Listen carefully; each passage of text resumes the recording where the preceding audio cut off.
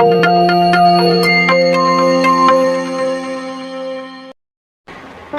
اللہ الرحمن الرحیم۔ السلام علیکم۔ حضور اکرم صلی اللہ علیہ وآلہ وسلم نے حضرت علی رضی اللہ تعالیٰ عنہ کو صحابہ میں سب سے بڑا قاضی قرار دیا تھا۔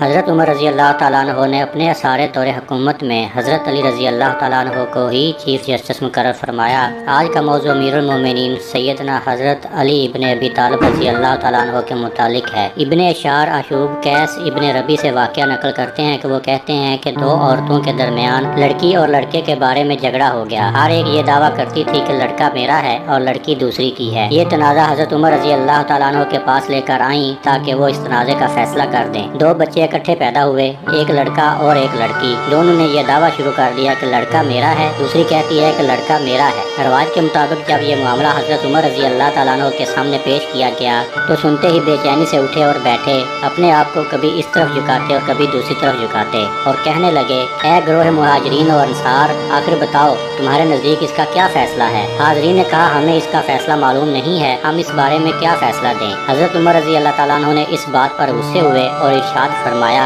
اے ایمان والو، اللہ رب العزت سے ڈرو، سچی بات کہو، خدا کی قسم ہے تم اچھی طرح جانتے ہو اور پہچانتے ہو کہ مجھ سے بڑا اہل علم کون ہے۔ صحابہ نے کہا، گویا آپ حضرت علی رضی اللہ تعالیٰ عنہ کو یاد کر رہے ہیں۔ حضرت عمر رضی اللہ تعالیٰ عنہ نے ارشاد فرمایا کہ بھلا میں حضرت علی رضی اللہ تعالیٰ عنہ کو کیوں نہ یاد کروں؟ کیا قدرت نے کسی کو حضرت علی رضی اللہ تعالیٰ عنہ کی مثل بنایا ہے؟ کیا کسی عورت نے آج تک حضرت علی رضی اللہ تعالیٰ عنہ کی مثل کوئی بچہ پیدا کیا ہے؟ صحابہ نے کہا کہ کسی کو بھیج دیں تاکہ حضرت علی رضی اللہ تعالیٰ عنہ کو بلا لائیں۔ حضرت عمر رضی اللہ تعالیٰ عنہ نے فرمایا، افسوس ہے کہ علی ہماری طرف آئیں، حق تو یہ ہے کہ ہمیں ان کی طرف جانا چاہیے، نہ کہ وہ ہماری طرف آئیں۔ ارشاد فرمایا کہ ساتھیوں اٹھو، میرے ساتھ حضرت علی رضی اللہ تعالیٰ عنہ کے پاس چلیں۔ حضرت عمر رضی اللہ تعالیٰ عنہ صحابہ کرام کا مجمع لے کر حضرت علی رضی اللہ تعالیٰ عنہ کے پاس تشریف لائے تو کیا دیکھتے ہیں کہ وہ اپنے دستے مبارک میں کدال لیے ہوئے باغ کی زمین کھود رہے ہیں اور ساتھ ہی ساتھ قرآن مقدس کی آیتیں تلاوت کر رہے ہیں، اور حضرت علی رضی اللہ تعالیٰ عنہ کی آنکھوں سے اشک رخساروں پر بہہ رہے تھے۔ یہ شان تھی حضرت علی رضی اللہ تعالیٰ عنہ کی۔ صحابہ کرام بھی حضرت علی رضی اللہ تعالیٰ عنہ کے گرد جمع ہوئے۔ اتنے میں حضرت علی رضی اللہ تعالیٰ عنہ خاموش ہوئے اور پوچھا کہ اے امیر المومنین، یہاں کیسے تشریف آوری ہوئی؟ آپ کا آنا مبارک ہو، کیسے تشریف لائے ہیں؟ حضرت عمر رضی اللہ تعالیٰ عنہ نے فرمایا کہ اے ابو الحسن، دو عورتوں کا لڑکے اور لڑکی کے بارے میں تنازع ہے۔ ان میں سے ہر ایک یہ دعویٰ کرتی ہے کہ لڑکا میرا ہے، لڑکی دوسری کی ہے، اور